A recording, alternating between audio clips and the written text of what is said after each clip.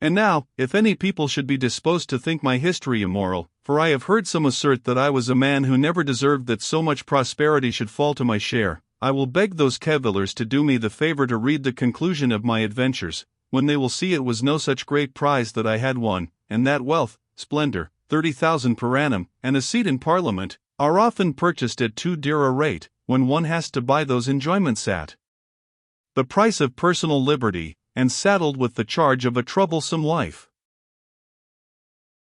They are the deuce, these troublesome wives, and that is the truth. No man knows until he tries how wearisome and disheartening the burthen of one of them is, and how the annoyance grows and strengthens from year to year, and the courage becomes weaker to bear it, so that that trouble which seemed light and trivial the first year, becomes intolerable 10 years after.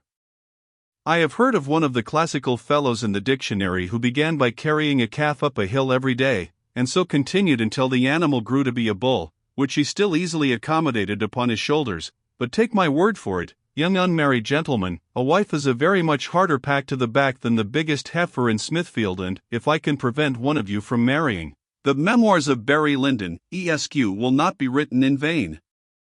Not that my lady was a scold or a shrew, as some wives are. I could have managed to have cured her of that, but she was of a cowardly, crying, melancholy, maudlin temper, which is to me still more odious. Do what one would to please her, she would never be happy or in good humor. I left her alone after a while, and because, as was natural in my case, where a disagreeable home obliged me to seek amusement and companions abroad, she added a mean detestable jealousy to all her other faults. I could not for some time pay the commonest attention to any other woman, but my Lady Lyndon must weep, and wring her hands, and threaten to commit suicide, and I know not what. Her death would have been no comfort to me, as I leave any person of common prudence to imagine, for that scoundrel of a young Bullingdon, who was now growing up a tall, gawky, swarthy lad, and about to become my greatest plague and annoyance, would have inherited every penny of the property, and I should have been left considerably poorer even than when I married the widow, for I spent my personal fortune as well as the lady's income in the keeping up of our rank, and was always too much a man of honor and spirit to save a penny of Lady Lyndon's income. Let this be flung in the teeth of my detractors, who say I never could have so injured the Lyndon property had I not been making a private purse for myself, and who believe that, even in my present painful situation, I have hoards of gold laid by somewhere, and could come out as a Croesus when I choose. I never raised a shilling upon Lady Lyndon's property, but I spent it like a man of honor, besides incurring numberless personal obligations for money, which all went to the common stock. Independent of the Lyndon mortgages and encumbrances, I owe myself at least £120,000, which I spent while in occupancy of my wife's estate, so that I may justly say that property is indebted to me in the above-mentioned sum. Although I have described the utter disgust and distaste which speedily took possession of my breast as regarded Lady Lyndon, and although I took no particular pains, for I am all frankness and above-board, to disguise my feelings in general, yet she was of such a mean spirit, that she pursued me with her regard in spite of my indifference to her, and would kindle up at the smallest kind word I spoke to her. The fact is, between my respected reader and myself, that I was one of the handsomest and most dashing young men of England in those days, and my wife was violently in love with me, and though I say it who shouldn't, as the phrase goes, my wife was not the only woman of rank in London who had a favourable opinion of the humble Irish adventurer. What a riddle these women are, I have often thought. I have seen the most elegant creatures at St. James's grow wild for love of the coarsest and most vulgar of men, the cleverest women passionately admire the most illiterate of our sex, and so on. There is no end to the contrariety in the foolish creatures, and though I don't mean to hint that I am vulgar or illiterate, as the persons mentioned above, I would cut the throat of any man who dared to whisper a word against my birth or my breeding, yet I have shown that Lady Lyndon had plenty of reason to dislike me if she chose, but, like the rest of her silly sex, she was governed by infatuation, not reason, and, up to the very last day of our being together, would be reconciled to me, and fondle me, if I addressed her a single kind word. Ah, she would say, in these moments of tenderness, ah, Redmond, if you would always be so. And in these fits of love she was the most easy creature in the world to be persuaded, and would have signed away her whole property, had it been possible. And, I must confess, it was with very little attention on my part that I could bring her into good humor.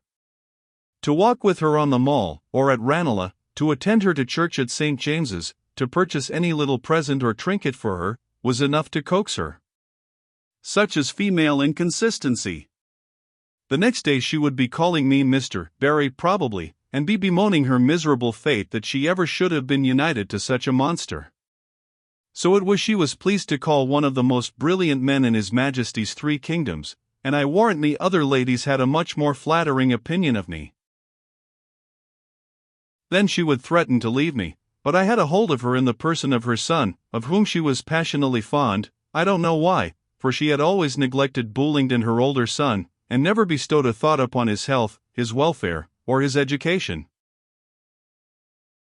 It was our young boy, then, who formed the great bond of union between me and her ladyship, and there was no plan of ambition I could propose in which she would not join for the poor lad's behoof, and no expense she would not eagerly incur, if it might by any means be shown to tend to his advancement. I can tell you, bribes were administered, and in high places too, so near the royal person of His Majesty, that you would be astonished were I to mention what great personages condescended to receive our loans.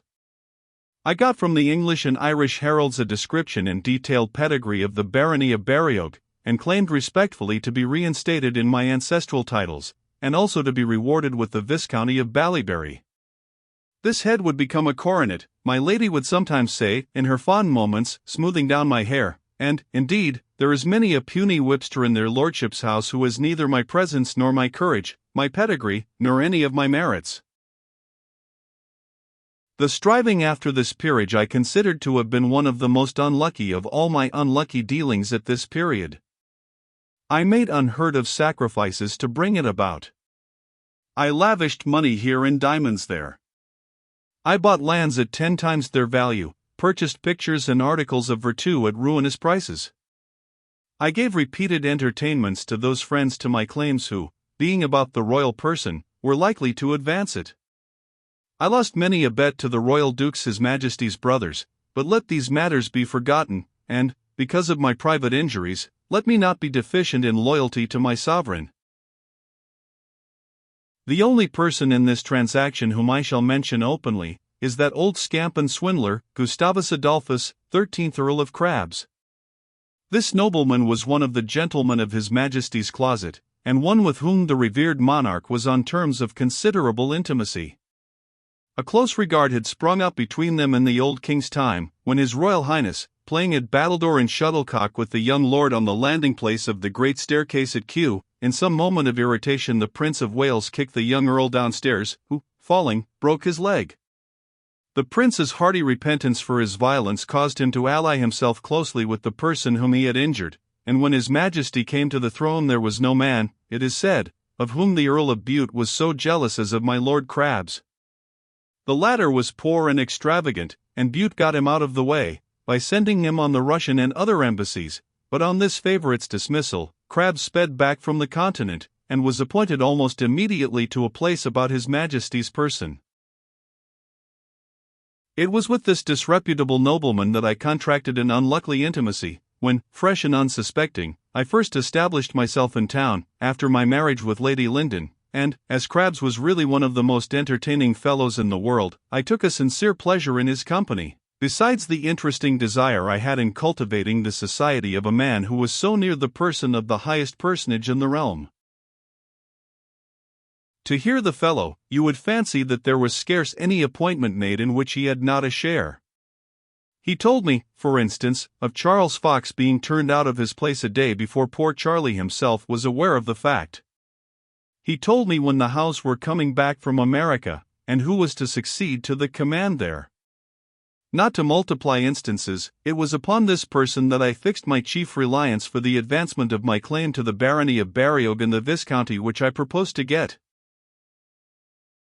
One of the main causes of expense which this ambition of mine entailed upon me was the fitting out and arming a company of infantry from the Castle Lyndon and Hackton estates in Ireland, which I offered to my gracious sovereign for the campaign against the American rebels. These troops, superbly equipped and clothed, were embarked at Portsmouth in the year 1778, and the patriotism of the gentleman who had raised them was so acceptable at court, that, on being presented by my Lord North, His Majesty condescended to notice me particularly, and said, "That's right, Mr. Lyndon, raise another company, and go with them, too." But this was by no means, as the reader may suppose, to my notions. A man with £30,000 per annum is a fool to risk his life like a common beggar, and on this account I have always admired the conduct of my friend Jack Boulter, who had been a most active and resolute cornet of horse, and, as such, engaged in every scrape and skirmish which could fall to his lot. But just before the Battle of Minden he received news that his uncle, the great army contractor, was dead, and had left him £5,000 per annum. Jack that instant applied for leave, and, as it was refused him on the eve of a general action, my gentleman took it, and never fired a pistol again, except against an officer who questioned his courage, and whom he winged in such a cool and determined manner, as showed all the world that it was from prudence and a desire of enjoying his money, not from cowardice, that he quitted the profession of arms. When this hack-ton company was raised, my stepson, who was now 16 years of age, was most eager to be allowed to join it, and I would have gladly consented to have been rid of the young man, but his guardian, Lord Tiptoff, who thwarted me in everything, refused his permission, and the lad's military inclinations were balked.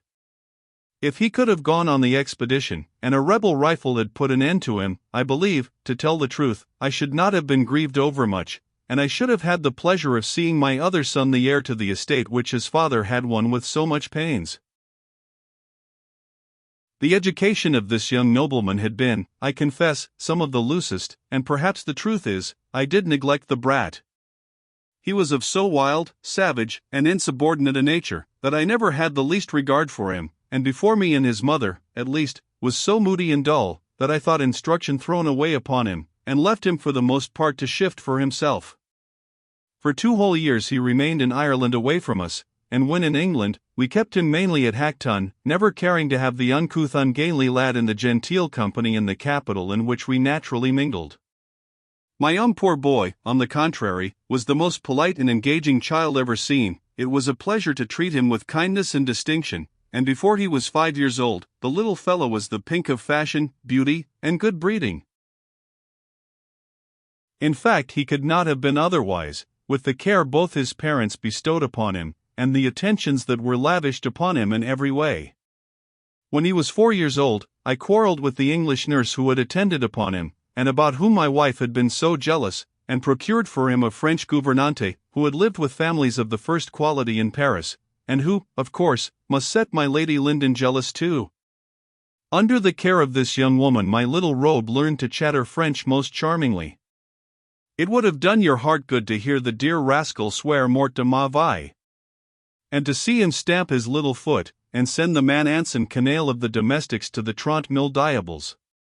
He was precocious in all things. At a very early age he would mimic everybody. At 5, he would sit at table, and drink his glass of champagne with the best of us, and his nurse would teach him little French catches, and the last Parisian songs of Vade and Collard, pretty songs they were too, and would make such of his hearers as understood French burst with laughing, and, I promise you, scandalize some of the old dowagers who were admitted into the society of his mamma. Not that there were many of them, for I did not encourage the visits of what you call respectable people to Lady Lyndon. They are sad spoilers of sport, talebearers, envious narrow-minded people, making mischief between man and wife. Whenever any of these grave personages in hoops and high heels used to make their appearance at Hackton, or in Berkeley Square, it was my chief pleasure to frighten them off, and I would make my little Brian dance, sing, and play the diable a cotter, and aid him myself, so as to scare the old frumps. I never shall forget the solemn remonstrances of our old squaretoes of a rector at Hackton, who made 1 or 2 vain attempts to teach little Brian Latin, and with whose innumerable children I sometimes allowed the boy to associate. They learned some of Brian's French songs from him, which their mother, a poor soul who understood pickles and custards much better than French, used fondly to encourage them in singing, but which their father one day hearing, he sent Miss Sarah to her bedroom and bread and water for a week, and solemnly horsed Master Jacob in the presence of all his brothers and sisters, and of Brian, to whom he hoped that flogging would act as a warning. But my little rogue kicked and plunged at the old parson's shins until he was obliged to get his sexton to hold him down, and swore, corbleu, morbleu, ventrebleu, that his young friend Jacob should not be maltreated. After this scene, his reverence forbade Brian the rectory house, on which I swore that his eldest son, who was bringing up for the ministry, should never have the succession of the living of Hackton, which I had thoughts of bestowing on him, and his father said, with a canting hypocritical air, which I hate, that heaven's will must be done, that he would not have his children disobedient or corrupted for the sake of a bishopric, and wrote me a pompous and solemn letter, charged with Latin quotations, taking farewell of me and my house. I do so with regret, added the old gentleman, for I have received so many kindnesses from the Hackton family that it goes to my heart to be disunited from them. My poor, I fear, may suffer in consequence of my separation from you, and my being henceforward unable to bring to your notice instances of distress and affliction, which, when they were known to you, I will do you the justice to say, your generosity was always prompt to relieve. There may have been some truth in this, for the old gentleman was perpetually pestering me with petitions, and I know for a certainty, from his own charities, was often without a shilling in his pocket, but I suspect the good dinners at Hackton had a considerable share in causing his regrets at the dissolution of our intimacy, and I know that his wife was quite sorry to forego the acquaintance of Brian's gouvernante, Mademoiselle Louison, who had all the newest French fashions at her fingers' ends, and who never went to the rectory but you would see the girls of the family turn out in new sacks or mantles the Sunday after. I used to punish the old rebel by snoring very loud in my pew on Sundays during sermon time, and I got a governor presently for Brian, and a chaplain of my own, when he became of age sufficient to be separated from the women's society and guardianship. His English nurse I married to my head gardener, with a handsome portion. His French gouvernante I bestowed upon my faithful German Fritz, not forgetting the dowry in the latter instance, and they set up a French dining house in Soho, and I believe at the time I write they are richer in the world's goods than their generous and free-handed master. For Brian I now got a young gentleman from Oxford, the Reverend Edmund Lavender, who was commissioned to teach him Latin, when the boy was in the humour, and to ground him in history, grammar, and the other qualifications of a gentleman. Lavender was a precious addition to our society at Hackton. He was the means of making a deal of fun there. He was the butt of all our jokes, and bore them with the most admirable and martyr-like patience. He was one of that sort of men who would rather be kicked by a great man than not be noticed by him, and I have often put his wig into the fire in the face of the company, when he would laugh at the joke as well as any man there. It was a delight to put him on a high-mettled horse, and send him after the hounds, pale, sweating, calling on us, for heaven's sake, to stop, and holding on for dear life by the mane and the crupper. How it happened that the fellow was never killed I know not, but I suppose hanging is the way in which his neck will be broke. He never met with any accident, to speak of, in our hunting matches, but you were pretty sure to find him at dinner in his place at the bottom of the table making the punch, whence he would be carried off fuddled to bed before the night was over. Many a time have Brian and I painted his face black on those occasions.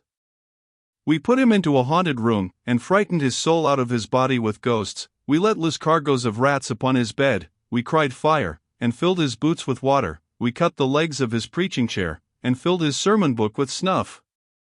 Poor Lavender bore it all with patience, and at our parties, or when we came to London, was amply repaid by being allowed to sit with the gentlefolks, and to fancy himself in the society of men of fashion. It was good to hear the contempt with which he talked about our rector. He has a son, sir, who is a servitor, and a servitor at a small college, he would say. How could you, my dear sir, think of giving the reversion of Hackton to such a low-bred creature? I should now speak of my other son, at least my Lady Lyndon's, I mean the Viscount Bullingdon. I kept him in Ireland for some years, under the guardianship of my mother, whom I had installed at Castle Lyndon, and great, I promise you, was her state in that occupation, and prodigious the good soul's splendor and haughty bearing. With all her oddities, the Castle Lyndon estate was the best managed of all our possessions, the rents were excellently paid, the charges of getting them and smaller than they would have been under the management of any steward. It was astonishing what small expenses the good widow incurred, although she kept up the dignity of the two families, as she would say. She had a set of domestics to attend upon the young lord, she never went out herself but in an old gilt coach and six, the house was kept clean and tight, the furniture and gardens in the best repair, and, in our occasional visits to Ireland, we never found any house we visited in such good condition as our own. There were a score of ready serving lasses, and half as many trim men about the castle, and everything in as fine condition as the best housekeeper could make it. All this she did with scarcely any charges to us, for she fed sheep and cattle in the parks, and made a handsome profit of them at Ballinasloe. She supplied I don't know how many towns with butter and bacon, and the fruit and vegetables from the gardens of Castle Lyndon got the highest prices in Dublin market. She had no waste in the kitchen, as there used to be in most of our Irish houses, and there was no consumption of liquor in the cellars, for the old lady drank water, and saw little or no company. All her society was a couple of the girls of my ancient flame Nora Brady, now Mrs. Quinn, who with her husband had spent almost all their property, and who came to see me once in London, looking very old, fat, and slatternly, with 2 dirty children at her side. She wept very much when she saw me, called me Sir, and Mr. Lyndon, at which I was not sorry, and begged me to help her husband, which I did, getting him, through my friend Lord Crabs, a place in the excise in Ireland, and paying the passage of his family and himself to that country.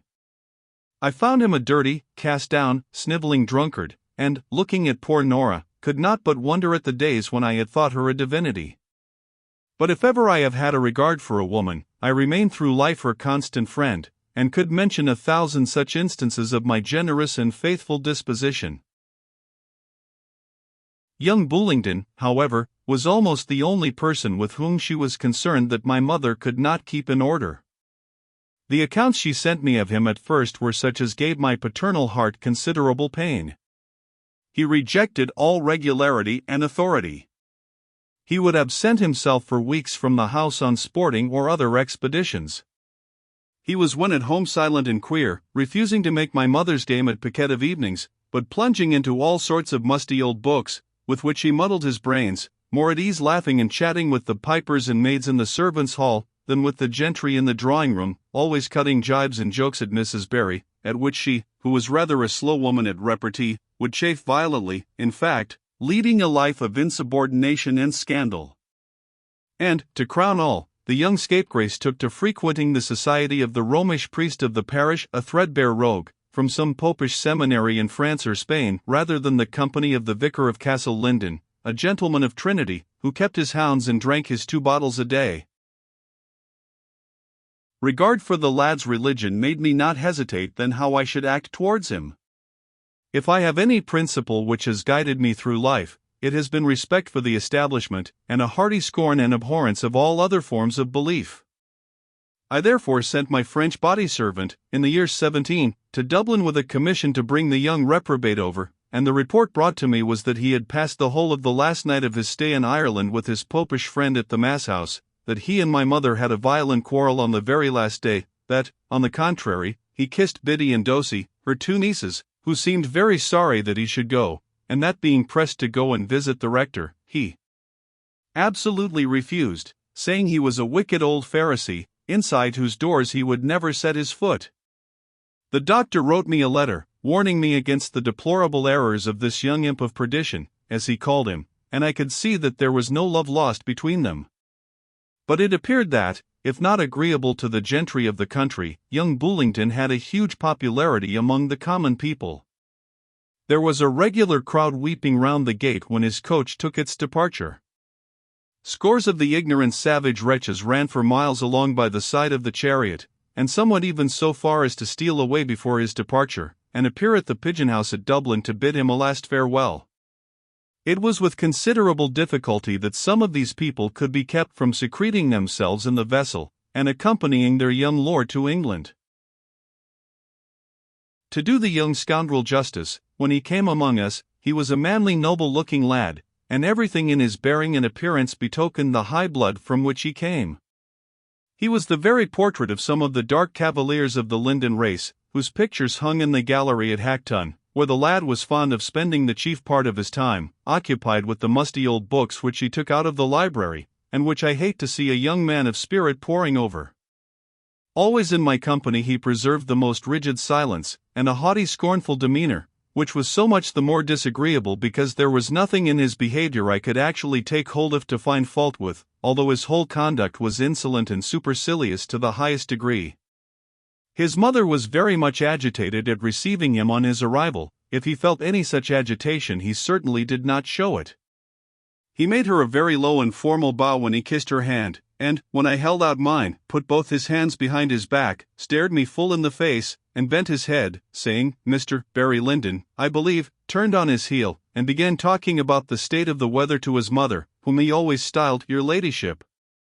She was angry at this pert bearing, and, when they were alone, rebuked him sharply for not shaking hands with his father. "My father, madam," said he, "surely you mistake. My father was the Right Honourable Sir Charles Lyndon. I at least have not forgotten him, if others have." It was a declaration of war to me, as I saw at once, though I declare I was willing enough to have received the boy well on his coming amongst us, and to have lived with him on terms of friendliness. But as men serve me, I serve them. Who can blame me for my after quarrels with this young reprobate, or lay upon my shoulders the evils which afterwards befell? Perhaps I lost my temper, and my subsequent treatment of him was hard. But it was he began the quarrel, and not I, and the evil consequences which ensued were entirely of his creating. As it is best to nip vice in the bud, and for a master of a family to exercise his authority in such a manner as that there may be no question about it, I took the earliest opportunity of coming to close quarters with Master Bullingdon, and the day after his arrival among us, upon his refusal to perform some duty which I requested of him, I had him conveyed to my study, and thrashed him soundly. This process, I confess, at first agitated me a good deal, for I had never laid a whip on a lord before, but I got speedily used to the practice, and his back and my whip became so well acquainted, that I warrant there was very little ceremony between us after a while. If I were to repeat all the instances of the insubordination and brutal conduct of young Bullingdon, I should weary the reader. His perseverance and resistance was, I think, even greater than mine in correcting him, for a man, be he ever so much resolved to do his duty as a parent, can't be flogging his children all day, or for every fault they commit, and though I got the character of being so cruel a stepfather to him, I pledge my word I spared him correction when he merited it many more times than I administered it. Besides, there were 8 clear months in the year when he was quit of me, during the time of my presence in London, at my place in Parliament, and at the court of my sovereign. At this period I made no difficulty to allow him to profit by the Latin and Greek of the old rector, who had christened him, and had a considerable influence over the wayward lad. After a scene or a quarrel between us, it was generally to the rectory house that the young rebel would fly for refuge and counsel, and I must own that the parson was a pretty just umpire between us in our disputes. Once he led the boy back to Hackton by the hand, and actually brought him into my presence, although he had vowed never to enter the doors in my lifetime again, and said, he had brought his lordship to acknowledge his error, and submit to any punishment I might think proper to inflict. Upon which I caned him in the presence of 2 or 3 friends of mine, with whom I was sitting drinking at the time, and to do him justice, he bore a pretty severe punishment without wincing or crying in the least. This will show that I was not too severe in my treatment of the lad, as I had the authority of the clergyman himself for inflicting the correction which I thought proper. Twice or thrice, Lavender, Brian's governor, attempted to punish my Lord Bullingdon, but I promise you the rogue was too strong for him, and levelled the Oxford man to the ground with a chair, greatly to the delight of little Byron, who cried out, "Bravo, Bully! Thump him, thump him!" And Bully certainly did, to the governor's heart's content, who never attempted personal chastisement afterwards, but contented himself by bringing the tales of his lordship's misdoings to me, his natural protector and guardian. With the child, Bullingdon was, strange to say, pretty tractable. He took a liking for the little fellow, as, indeed, everybody who saw that darling boy did, liked him the more, he said, because he was half a Lyndon. And well he might like him, for many a time, at the dear angel's intercession of, "Papa, don't flog Bully today," I have held my hand, and saved him a horsing, which he richly deserved. With his mother, at first, he would scarcely deign to have any communication.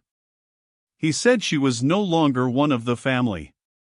Why should he love her, as she had never been a mother to him? But it will give the reader an idea of the dogged obstinacy and surliness of the lad's character, when I mention one trait regarding him. It has been made a matter of complaint against me, that I denied him the education befitting a gentleman, and never sent him to college or to school, but the fact is, it was of his own choice that he went to neither. He had the offer repeatedly from me, who wished to see as little of his impudence as possible, but he has repeatedly declined, and, for a long time, I could not make out what was the charm which kept him in a house where he must have been far from comfortable. It came out, however, at last. There used to be very frequent disputes between my Lady Lyndon and myself, in which sometimes she was wrong, sometimes I was, and which, as neither of us had very angelical tempers, used to run very high. I was often in liquor, and when in that condition, what gentleman is master of himself? Perhaps I did, in this state, use my lady rather roughly, fling a glass or two at her, and call her by a few names that were not complimentary. I may have threatened her life, which it was obviously my interest not to take, and have frightened her, in a word, considerably.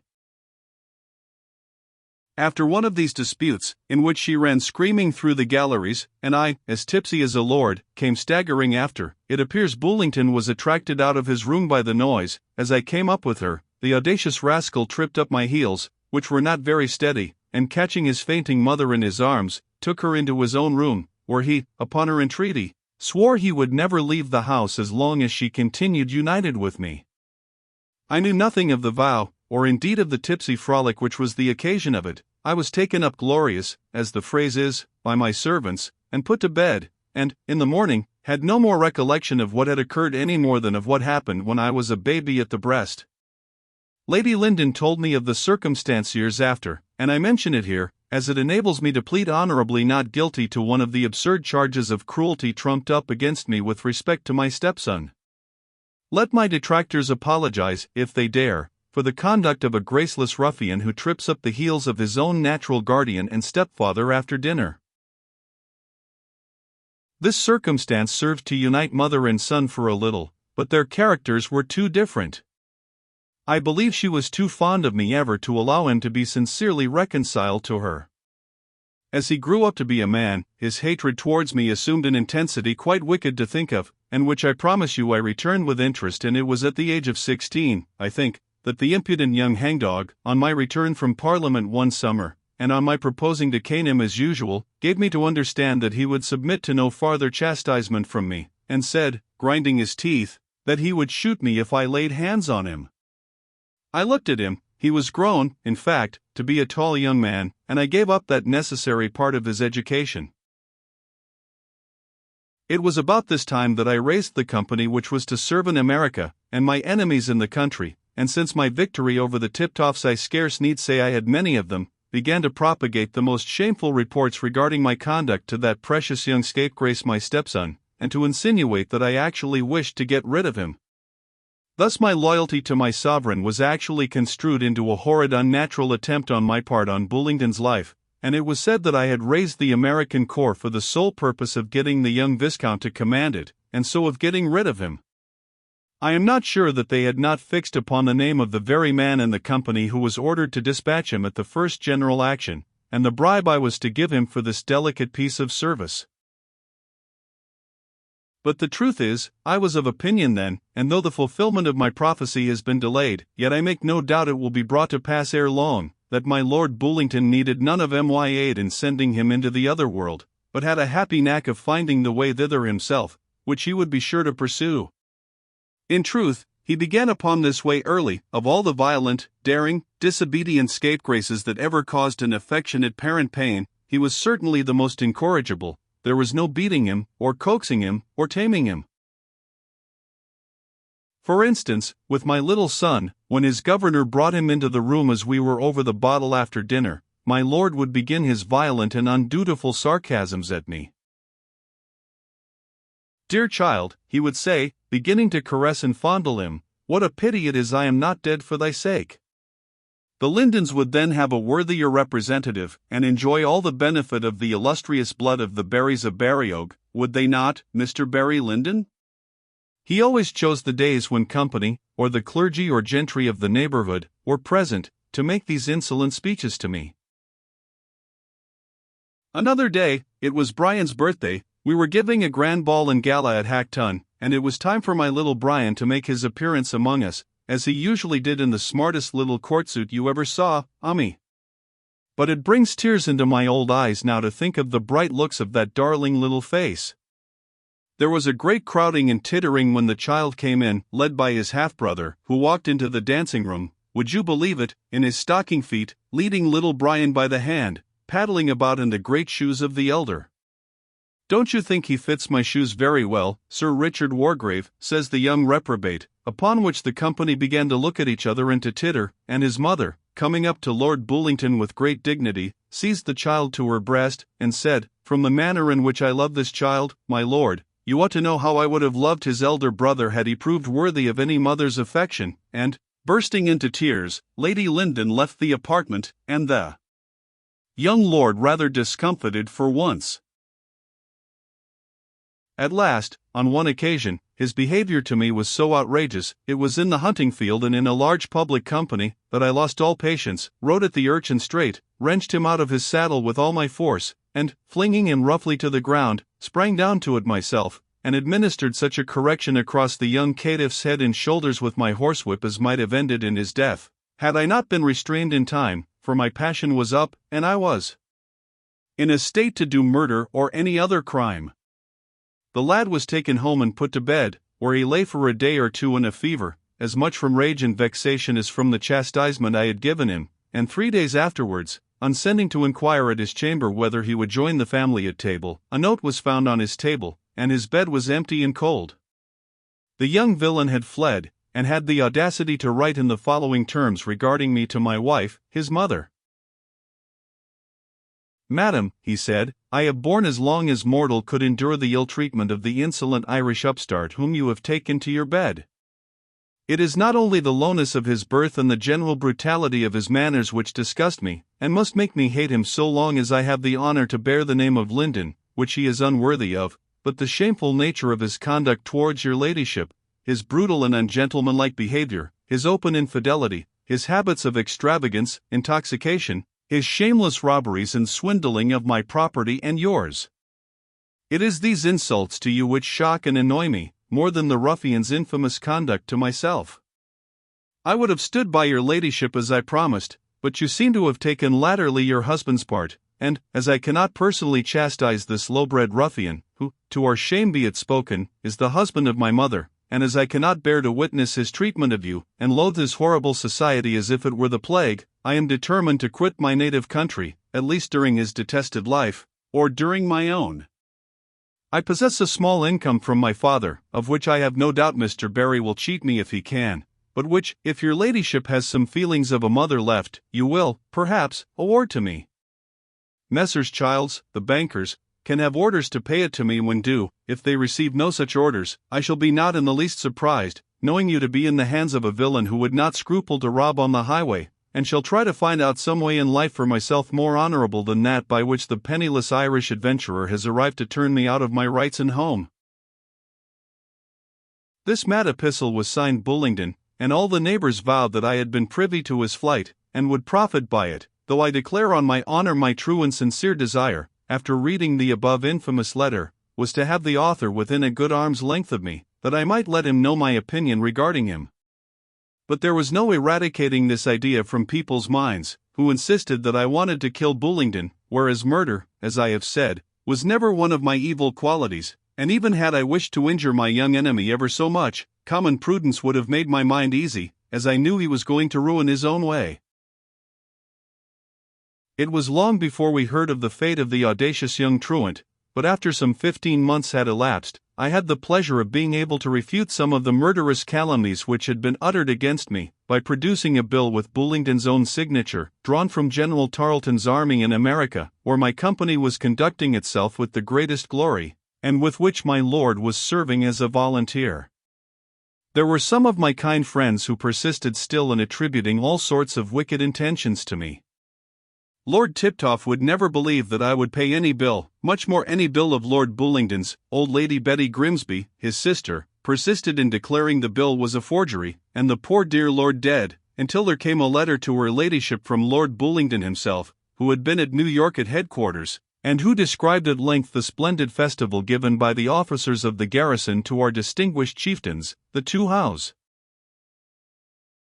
In the meanwhile, if I had murdered my lord, I could scarcely have been received with more shameful obloquy and slander than now followed me in town and country. You will hear of the lad's death, be sure, exclaimed one of my friends. And then his wife's will follow, added another. He will marry Jenny Jones, added a third, and so on. Lavender brought me the news of these scandals about me. The country was up against me. The farmers on market days used to touch their hats sulkily, and get out of my way. The gentleman who followed my hunt now suddenly seceded from it, and left off my uniform, at the county ball, where I led out Lady Susan Capermore, and took my place third in the dance after the Duke and the Marquis, as was my wont. All the couples turned away as we came to them, and we were left to dance alone. Suki Capermore has a love of dancing which would make her dance at a funeral if anybody asked her, and I had too much spirit to give in at this signal instance of insult towards me, so we danced with some of the very commonest low people at the bottom of the set, your apothecaries, wine merchants, attorneys, and such scum as are allowed to attend our public assemblies. The bishop, my Lady Lyndon's relative, neglected to invite us to the palace at the assizes, and, in a word, every indignity was put upon me which could by possibility be heaped upon an innocent and honourable gentleman. My reception in London, whither I now carried my wife and family, was scarcely more cordial. On paying my respects to my sovereign at St. James's, His Majesty pointedly asked me when I had news of Lord Bullingdon. On which I replied, with no ordinary presence of mind, Sir, my Lord Bullingdon is fighting the rebels against your Majesty's crown in America. Does your Majesty desire that I should send another regiment to aid him? On which the king turned on his heel, and I made my bow out of the presence chamber. When Lady Lyndon kissed the Queen's hand at the drawing-room, I found that precisely the same question had been put to her ladyship, and she came home much agitated at the rebuke which had been administered to her. Thus it was that my loyalty was rewarded, and my sacrifice, in favor of my country, viewed. I took away my establishment abruptly to Paris, where I met with a very different reception, but my stay amidst the enchanting pleasures of that capital was extremely short, for the French government, which had been long tampering with the American rebels, now openly acknowledged the independence of the United States. A declaration of war ensued, all we happy English were ordered away from Paris, and I think I left one or two fair ladies there inconsolable. It is the only place where a gentleman can live as he likes without being incommoded by his wife. The Countess and I, during our stay, scarcely saw each other except upon public occasions, at Versailles, or at the Queen's play-table, and our dear little Brian advanced in 1,000 elegant accomplishments which rendered him the delight of all who knew him. I must not forget to mention here my last interview with my good uncle, the Chevalier de Ballyberry, whom I left at Brussels with strong intentions of making his salad, as the phrase is, and who had gone into retirement at a convent there. Since then he had come into the world again, much to his annoyance and repentance, having fallen desperately in love in his old age with a French actress, who had done, as most ladies of her character do, ruined him, left him, and laughed at him. His repentance was very edifying. Under the guidance of Messrs of the Irish College, he once more turned his thoughts towards religion, and his only prayer to me when I saw him and asked in what I could relieve him, was to pay a handsome fee to the convent into which he proposed to enter. This I could not, of course, do, my religious principles forbidding me to encourage superstition in any way, and the old gentleman and I parted rather coolly, in consequence of my refusal, as he said, to make his old days comfortable. I was very poor at the time, that is the fact, an entraîneuse, the Rosemont of the French opera, an indifferent dancer, but a charming figure and ankle, was ruining me in diamonds, equipages, and furniture bills, added to which I had a run of ill luck at play, and was forced to meet my losses by the most shameful sacrifices to the money lenders, by pawning part of Lady Lyndon's diamonds. That graceless little Rosemont wheedled me out of some of them, and by 1,000 other schemes for raising money. But when honor is in the case, was I ever found backward at her call, and what man can say that Barry Lyndon lost a bet which he did not pay? As for my ambitious hopes regarding the Irish peerage, I began, on my return, to find out that I had been led wildly astray by that rascal Lord Crabs, who liked to take my money, but had no more influence to get me a coronet than to procure for me the Pope's tiara.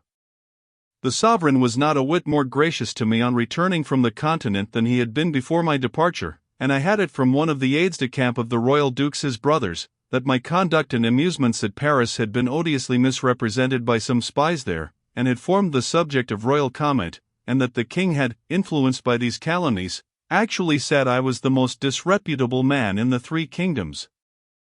I disreputable! I a dishonor to my name and country. When I heard these falsehoods, I was in such a rage that I went off to Lord North at once to remonstrate with the minister, to insist upon being allowed to appear before His Majesty and clear myself of the imputations against me, to point out my services to the government in voting with them, and to ask when the reward that had been promised to me, viz., the title held by my ancestors, was again to be revived in my person? There was a sleepy coolness in that fat Lord North which was the most provoking thing that the opposition had ever to encounter from him. He heard me with half-shut eyes.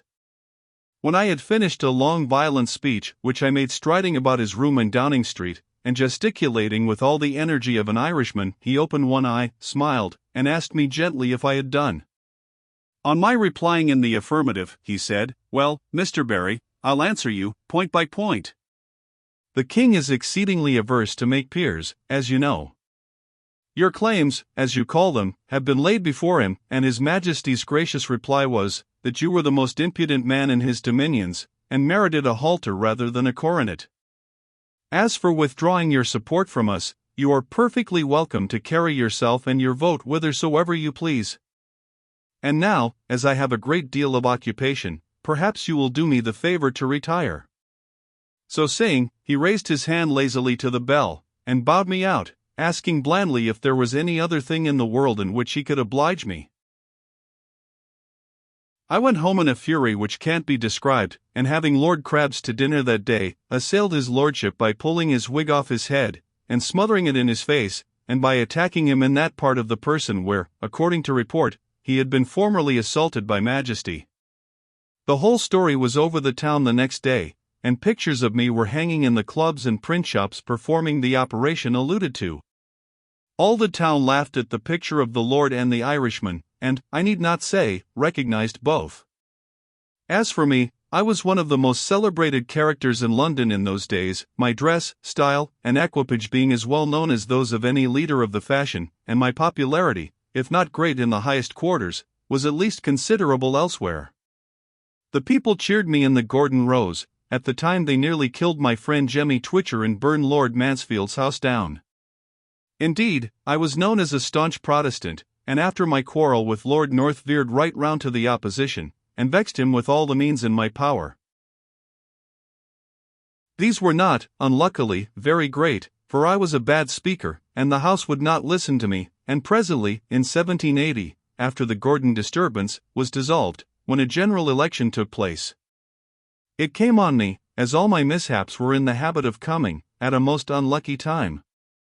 I was obliged to raise more money, at most ruinous rates, to face the confounded election, and had the Tiptoffs against me in the field more active and virulent than ever.